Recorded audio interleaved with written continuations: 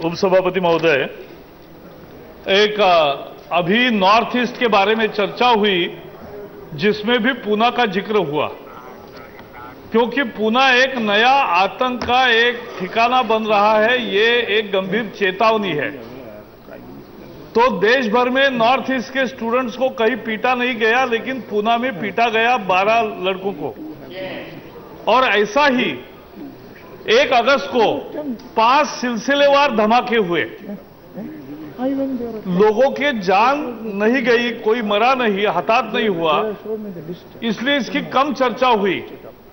लेकिन इसको कम आंकना नहीं चाहिए। एक आतंकी हमला था और ये आतंक के हमले में पुलिस और शहर की सारी व्यवस्था ऐसी बाहर आई, उसकी फजियत कि जो सीसीटीवी वहां थे वो चल नहीं रहे थे। जो आवश्यक उपाय करने चाहिए थे, प्रतिबंधक जो डिजास्टर मैनेजमेंट होता है, वो ठिकाने पर नहीं था। और पुलिस के आला अधिकारियों ने तो ये कहा कि ये तो एक छोटी मोटी घटना है। लेकिन ये समझना चाहिए कि ये कम ताकत के बम नहीं थे। जो असली बम थे वो फटे नहीं, इसलिए ये कम ताकत के धमाके लगे।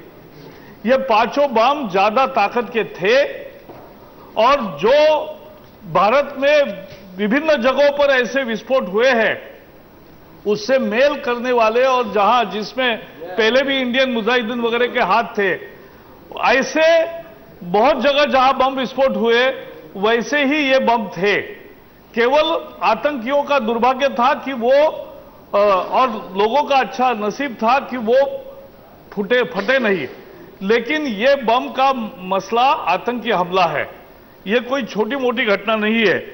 और इसलिए हमें यह भ्रम में नहीं रहना चाहिए कि वो एक छोटा सा हादसा था और हो गया।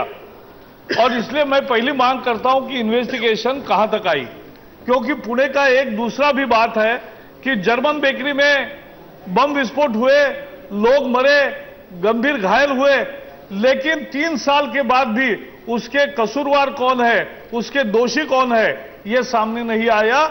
उसकी जांच पूरी नहीं हुई और सही गुनहगार अभी तक कानून के गिरफ्त में नहीं है। यहां हमारी इन्वेस्टिगेशन का फेल्योर है। और आज मुझे यही लगता है कि इन 5 सिलसिलेवार धमाके का भी सही जांच नहीं होगा और फिर सही गुनहगार जो है वो नहीं मिलेंगे। होम मिनिस्ट्री का रिपोर्ट है, जांच एजेंसियों की भी जानकारी है कि पूना में स्लीपर मॉड्यूल्स है आतंकियों के। ये एक नया ट्रेनिंग सेंटर बन गया है आतंक का, और वहां पूना के सिक्योरिटी को बहुत एक गहरा खतरा पैदा